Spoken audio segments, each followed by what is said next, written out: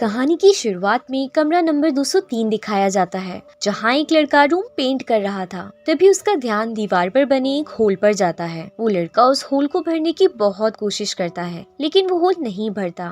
तभी दरवाजे पर उस बिल्डिंग का मैनेजर आता है। वो लड़की को बताता है कि ये होल जिंदा है, तुम इसे भर नहीं सकते, क्योंकि इसके अंदर आत्माएं रहती हैं जो भूखी हैं और सबके पीछे पड़ी रहती हैं। वो लड़का मैनेजर की बात पर विश्वास नहीं करता और उसके जाने के बाद वापस उसे सही करने लगता है। तभी उसका हाथ गलती से उस होल के अंदर चला जाता है और कोई उसका हाथ पकड़ लेता है, और जब वो अपना हाथ खींचकर बाहर निकालता है तो उसके हाथ पर खून लगा होता है, और साथ ही उस होल से एक लॉकेट भी बाहर आता है, जिसे वो लड़का उठा लेता है। फिर रात में उसकी दोस्त आती है, जिसे वो वहाँ बनी एक पेंटिंग दिखाता है, और साथ ही उसे वो लॉकेट भी गिफ्ट करता है जो उसे उस होल में से मिला था। वो लड़की उस लॉकेट को पहन लेती है, लेकिन लॉकेट पहनने के थोड़ी देर बाद ही वो लड़की कुछ अजीब बिहेव करने लगती है। ऐसा लगता है जैसे किसी ने उसे अपने वश में कर लिया हो। वो ग्लास तोड़कर वहीं उस शीशे से अपनी जान ले लेती है, जिसे देखकर वो लड़का बहुत डर जाता है और वहाँ से भाग जाता है।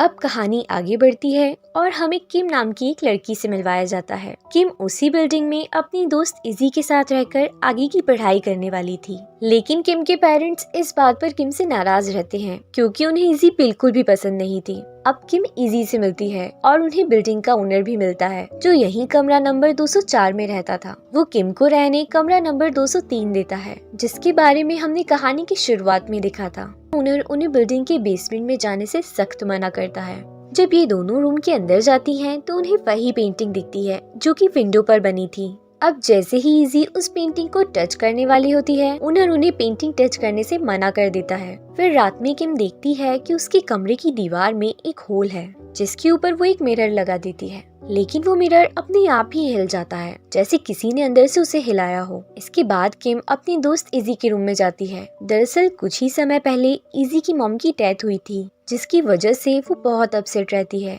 इसलिए किम इजी का मूड ठीक करने उसके साथ मस्ती करती है। फिर सुबह किम जब अपने रूम में आती है तो देखती है कि वो होल और भी ज्यादा बड़ा हो गया है। इसलिए किम इजी को अपने कमरे में बुलाती है और उसे वही होल दिखाती है। इजी उस होल के अंदर हाथ डालती है, लेकिन उसका हाथ कोई पकड़ लेता है, जिसे देखकर किम बहुत डर जाती है। लेकिन फिर पता चलता है कि इजी तो यहाँ मजाक कर रही थी। फिर वो अपना हाथ उस होल से बाहर निकाल लेती है, लेकिन साथ ही उसके हाथ में वो लॉकेट भी बाहर आ जाता है, जो हमने कहानी की शुरुआत में देखा था, जिसे उस पहले वाली लड़की ने पहना था, और उसे पहनने के बाद उसने अपनी जान ले ली थी। इजी को वो लॉकेट अच्छा लगता है और वो उसे पहन लेती है। फिर सीन शिफ्ट होता है और वो दोनों एक बार में दो लड़कों के साथ बैठी होती हैं, लेकिन एक लड़का किम के साथ बदतमीजी करने लगता है। इसलिए इजी उसको एक मुक्का मारती है, जिससे वो वहीं गिर जाता है। फिर वो लोग वापस घर आते हैं और उनके साथ इजी का एक दोस्त भी होता है। वो लोग बहुत शराब पिए होते हैं, इसलिए नशे की वजह से इजी बेहोश हो जाती है और उसका दोस्त वहीं घूमकर चीजें एक्सप्लोर करने लगता है और उसी पेंटिंग के पास पहुंच जाता है। तभी वहां उसे किसी के गुजरने का एहसास होता है। फिर वो वॉशरूम में जाता है,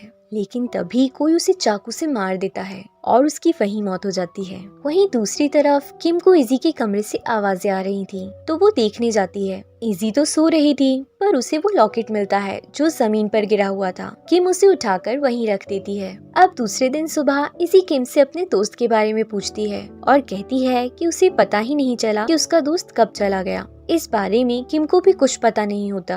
दरअसल उन दोनों को पता ही नहीं है कि उसे तो किसी ने मार दिया है, और उसकी बॉडी भी वॉशरूम में नहीं होती। बात करते हुए किम को कॉलेज का कुछ काम याद आ जाता है, जिसके लिए वो ऑलरेडी लेट हो चुकी थी। किम भागते हुए कॉलेज जाती है, लेकिन वो लेट हो चुकी थी। वहीं उसे एक लड़का मिलता है, जिससे किम की अच्छी दोस्ती हो जाती है और वो किम की उसके काम में मदद करने कहता है। जिस पर किम कहती है कि मेरी एक दोस्त है जो अपनी मॉम के गुजरने के बाद बहुत ज्यादा शराब पीने लगी है, और मैं उसकी जिंदगी पर एक किताब लिखना चाहती हूँ, जिसके लिए मुझे अपने प्रोफेसर की हेल्प चाहिए। फिर रात में जब किम अपने घर लौटती है तो वो वापस उसी पेंटिंग को देखने लगती है। तभी उसे वहाँ एक म्यूजिक बॉक्स रखा मिलता है, जो ना तो उसने और ना ही इजी ने वहाँ रखा था। वो सोच में पड़ जाती है कि आखिर ये सब कौन कर रहा है। फिर किम रूम में बैठकर अपनी बुक पर काम करने लगती है और थक कर सो जाती है, लेकिन रात में जब उसकी आँख खुलती है तो उसे उस होल में से एक हाथ बाहर निकलता नजर आता है। वो डरते हुए उस होल के पास जाती है, लेकिन तभी कोई जोर जोर से दरवाजा पीटने लगता है और जब वो दरवाजा खोलती है तो इजी वहाँ होती है, जो अपने सर को दरवाजे पर मार रही थी, जिसकी वजह से उसके सर में बहुत चोट लग जाती है। दरअसल इजी को नींद में चलने की बीमारी रहती है, इसलिए अब किम इजी को अपने पास ही सुला लेती है। लेकिन सुबह जब किम उठती है तो वो देखती है कि इजी वहाँ नहीं थी। वो उसे देखने उसके कमरे में जाती है, जहाँ इजी बिल्कुल ठीक बैठी होती है। इजी किम को कहती है कि मुझे नींद में चलने की बीमारी है, इसलिए तुम मेरे लिए परेशान होना बंद कर दो। बात ही बात में किम इजी को उस लड़के के बारे में बताती है जो उसे कॉलेज में मिला था, और बताती है कि आज वो उसके साथ घूमने बाहर जाने वाली है, जिसे सुनकर इजी बहुत खुश होती है। अब किम अपनी ऑनलाइन क्लास अटेंड करने चली जाती है और क्लास के बाद वो अपने प्रोफेसर से पूछती है कि मैं अपनी दोस्त की जिंदगी पर एक किताब लिख रही हूँ, क्या मैं सही कर रही हूँ? जिस पर प्रोफेसर कहते हैं कि अगर तुम्हारी दोस्त को कोई प्रॉब्लम ना हो तो तुम ऐसा कर सकती हो। जिसके बाद इजी किम से मिलने आती है। वो काफी तैयार रहती है क्योंकि आज उसका फिल्म के लिए ऑडिशन था। इजी ने वही लॉकेट पहना होता है जो उसे उस होल में से मिला था। फिर वो किम को बाय बोलकर वहाँ से चली जाती है। किम अपने कॉलेज आ जाती है, जहाँ वो वापस इयान से मिलती है। इयान उससे इजी की मॉम की डेथ का रीजन पूछता है, जिस पर किम उसे बताती है कि वो ड्रग्स लिया करती थी और ड्रग्स ओवरडोज की वजह से ही उनकी मौत हो गई। यही वजह थी कि किम के पेरेंट्स इजी को पसंद नहीं करते थे और उन्होंने किम को इजी की मॉम के फ्यूनरल में भी नहीं जाने दिया था, जबकि उस वक्त इजी को अपनी दोस्त की सबसे ज्यादा जरूरत थी। ये बात करते वक्त वो इमोशनल हो जाती है। फिर इयान उसे घर ड्रॉप करके चला जाता है और जब किम वापस अपनी बिल्डिंग में आती है तो उसे वहाँ बिल्डिंग का ओनर दिखता है, जो कुछ अजीब बिहेव कर रहा था। इसके बाद किम अपने मॉम डैड को कॉल करती है, लेकिन वो उसका कॉल रिसीव नहीं करते क्योंकि वो अभी भी किम से नाराज रहते हैं। तभी अचानक से उसके कमरे का शीशा टूट जाता है जो उसने उस होल पर लगाया था। तभी किम को इजी की आवाज आती है। किम दरवाजा खोल कर देखती है तो इजी अपनी एक दोस्त के साथ बात कर रही थी, जिसके बाद किम सो जाती है। लेकिन रात में वापस किम की नींद खुल जाती है और वो देखती है कि इजी नींद में चलकर बेसमेंट में जा रही थी। वो भागकर उसे रोकने जाती है, लेकिन इजी उसे कहीं नजर नहीं आती। लेकिन फिर कुछ देर ढूंढने के बाद इजी उसे मिल जाती है और उसके हाथ में वही म्यूजिक बॉक्स था जो पहले किम को मिला था। किम अब इजी को होश में लाती है, जिसके बाद वो डर की वजह से कांपने लगती है।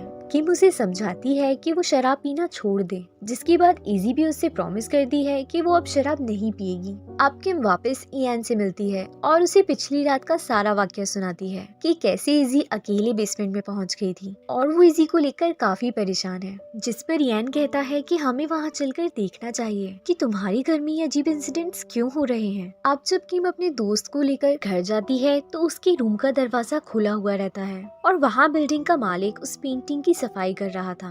दरअसल उसे पता चल जाता है कि वो दोनों बेसमेंट में गए थे, इसलिए वो उन्हें वार्निंग देता है कि आगे से ऐसा नहीं होना चाहिए। अब ओनर के जाने के बाद किम का दोस्त उस पेंटिंग की कुछ तस्वीरें लेने लगता है, क्योंकि उस पेंटिंग पर कोई अलग भाषा लिखी थी और कुछ प्राचीन चित्र भी बने थे जो उन लोगों को समझ नहीं आ रहे थे।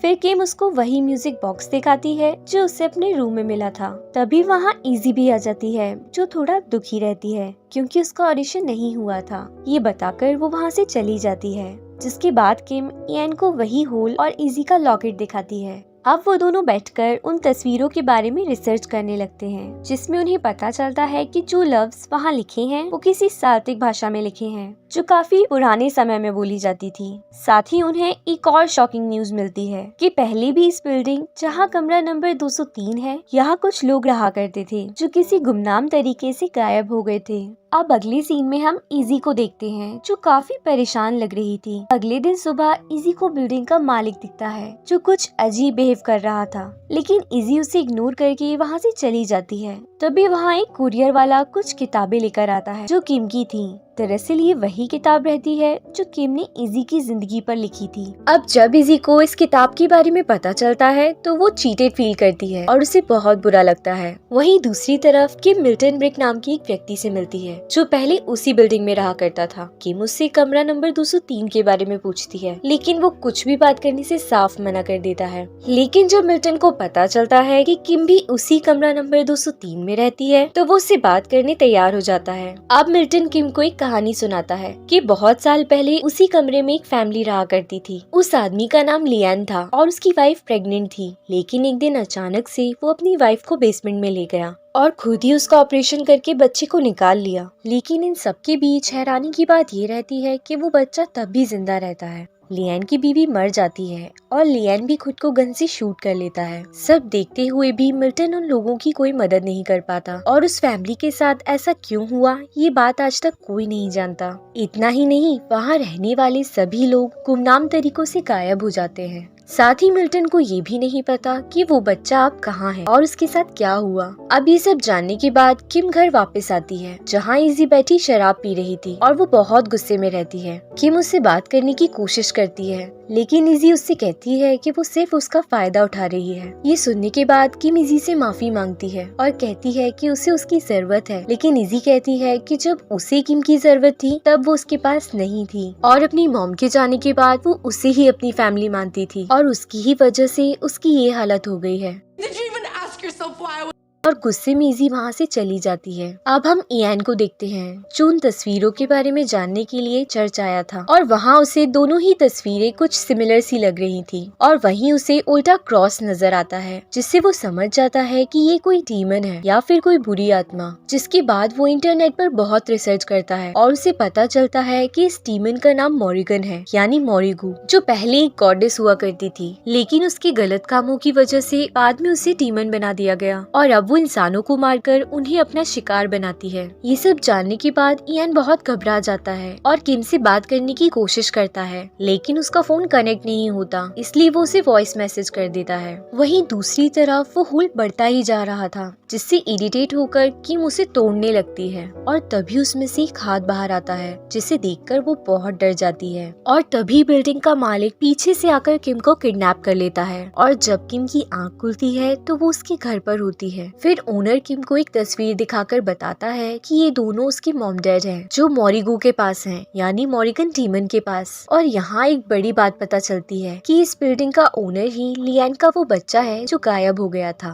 और इतने सालों से वो लोगों को मारकर उस डीमन को दे देता था ताकि डीमन उसे न मारे। अब इयान किम को ढूंढते हुए उसके घर आता है, जहाँ उसे इजी मिलती है, जिसे डीमन ने अपने काबू में कर लिया था और वो आकर उसके ऊपर बैठ जाती है। वहीं दूसरी तरफ ओनर किम को बताता है कि गलती से एक रिचुअल के जरिए उसके मॉम डैड उस डीमन को इस दुनिया में ले आए थे और वो पेंटिंग ही डीमन की दुनिया से हमारी दुनिया में आने का रास्ता है और वो जो होल है वो उसी के जरिए इंसानों की सोल को ले लेती है। वो ऐसा कहते हुए किम को मारने ही वाला था, लेकिन किम चाकू से उसकी आंख पर हमला करके वहाँ से भाग जाती है। अब जब वो अपने रूम में पहुँचती है तो उसे पता चलता है कि उसका दोस्त मर चुका था, यानी कि डीमन ने इयान को भी मार दिया था, जिसे देखकर वो बहुत डर जाती है। वो इजी को ढूंढने की कोशिश करती है, लेकिन उसे इजी कहीं नहीं मिलती, इसलिए इजी को ढूंढने वो बेसमेंट में चली जाती है और वहाँ किम के पीछे ओनर भी आ जाता है, जिस पर किम ने अटैक किया था। वो वहाँ पर आकर किम को अपनी गन से मारने ही वाला था कि तभी किम को वहाँ किसी आत्मा के होने का एहसास होता है और वो आत्मा और कोई नहीं बल्कि बिल्डिंग के मालिक की डैड की आत्मा थी।